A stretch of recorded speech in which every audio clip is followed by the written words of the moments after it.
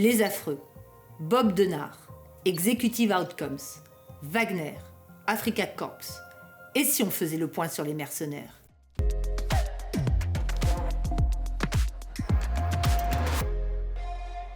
Les États africains recourent au service de sociétés militaires privées pour mener des activités très variées telles que l'accompagnement ou la participation à des missions de combat, la formation des forces armées locales, le soutien logistique, la protection du régime, la protection de sites d'extraction minière.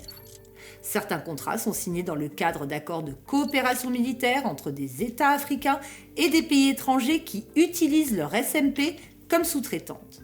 Ces sociétés recherchent des clients pour s'enrichir, mais elles sont aussi des moyens pour les pays dont elles sont issues de soutenir leurs alliés et d'accroître leur influence en Afrique. Non à tout ce qui est campagne de dénigrement contre nos fracas et contre nos Russes, surtout par la presse internationale, qui qualifie les Russes de mercenaires. Ils ont été sur le terrain, ils se sont battus contre les forces du mal pour libérer la paisible population qui se trouve dans l'arrière-pays.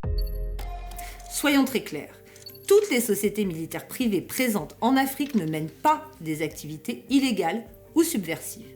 Il est très difficile d'avoir des informations sur le nombre de SMP réellement actives, leur mission exacte, leurs clients, leur lieu d'intervention et plus encore, leurs effectifs.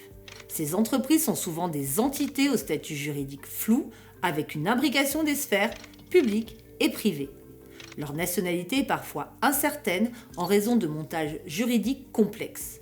Une véritable opacité entoure donc leurs activités et leurs responsables avec des risques d'exaction et d'abus commis contre les populations. Le recours à ces sociétés privées fait débat. Certains affirment qu'elles permettent de soutenir la stabilisation de zones touchées par des conflits. D'autres, au contraire, émettent l'hypothèse que certaines firmes pourraient parfois prolonger volontairement la durée des hostilités pour maximiser leurs bénéfices.